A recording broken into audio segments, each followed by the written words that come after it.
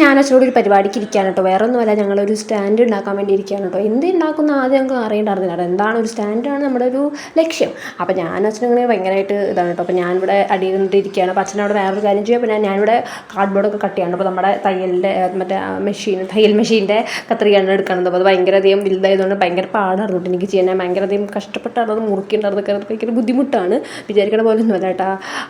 ഭയങ്കരമായിട്ട് ഇങ്ങനെ നമ്മൾ പ്രസ് ചെയ്യണം, എന്നാലാണ് ഒന്നും ആവുള്ളൂ.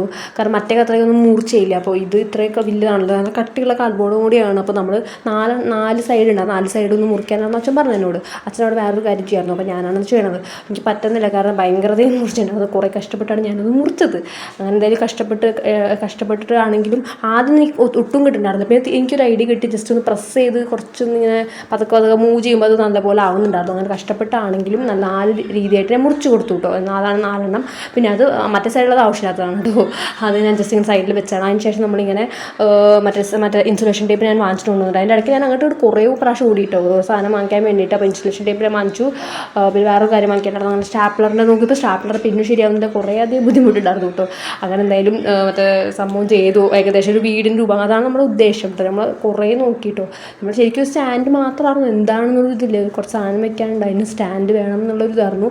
അപ്പോൾ കുറേ കഷ്ടപ്പെട്ട് ഇങ്ങനെയൊക്കെയോ ശരിയായിട്ടോ. പിന്നെ കുറേ പ്രാവശ്യം വീഴുന്നുണ്ടായിരുന്നു. കുറേ പ്രാവശ്യം ചെയ്യുമ്പോൾ അത് പോയിണ്ടായിരുന്നു. കുറേ കഷ്ടപ്പെട്ടാണ് കേട്ടോ. അച്ഛൻ കുറേ കഷ്ടപ്പെട്ടു, ഞാനും ഹെൽപ്പ് ചെയ്തു കുറേ അച്ഛനെ. അങ്ങനെ എന്തായാലും ഈ കവർ ന്യൂസ് പേപ്പറിൽ മൂടിയിട്ടോ. അതിന് ശേഷം അപ്പം അങ്ങനെ കുറച്ച് ഇത് നിൽക്കും കേട്ടോ. അങ്ങനെ രീതിയിൽ നല്ലപോലെ ചെയ്തതാണ്. അതിന് ശേഷം പിന്നെ അതിൻ്റെ അടിയിലൊരു സംഭവം വേണമല്ലോ, ഒരു നിൽക്കാൻ വേണ്ടിയിട്ട്. അതിന് വേണ്ടി ഞാൻ ഓരോ ചെയ്തു. അതിൻ്റെ ഇടയ്ക്ക് എനിക്കൊരു ബോക്സ് കിട്ടിയിട്ടു. റബ്ബർ ബാൻഡ് നോക്കിയപ്പോൾ അതിൻ്റെ ഇടയ്ക്ക് എനിക്കൊരു ബോക്സ് കിട്ടിയായിരുന്നു. എനിക്ക് കുറേ സാധനം കിട്ടിയിട്ട്, കുഞ്ഞ് ഹാർട്ടിൻ്റെ സാധനവും.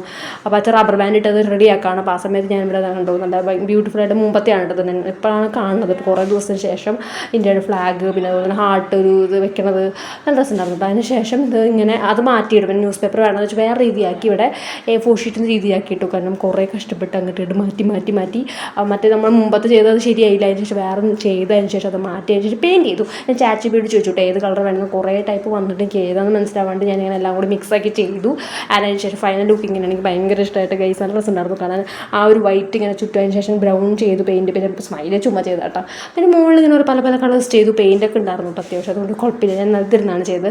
അതിന് ശേഷം പിന്നെ മൊത്തം അല്ലറച്ചിട്ടുള്ള പണി കാരണം മൊത്തം അധികം വൃത്തികേടായിട്ട്, കാരണം ഫുള്ള് ഇതാണ് കേട്ടോ. പണിയായതുകൊണ്ട് തന്നെ ഫുള്ള് കുറേ ഉണ്ടായിരുന്നു, കുറച്ച് കൂടുതലുണ്ടായിരുന്നു അടിച്ച് വരാം. അപ്പോൾ ഞാൻ തന്നെ അടിച്ച് വരാൻ തീരുമാനിച്ചു, ഞാനാണ് ചെയ്തത്. അപ്പോൾ ഞാൻ തന്നെ അത് അടിച്ച് വരണം. അപ്പോൾ അതുകൊണ്ട് ഫുള്ളായിട്ട് അടിച്ച് വരണം. അതിന് ശേഷം ഞാൻ ഈ ഒരു വൈറ്റ് ഡ്രസ്സ് ഇട്ടേക്കണത് പുറത്ത് പോകുന്ന ഡ്രസ്സാണ്, എനിക്കറിയാം.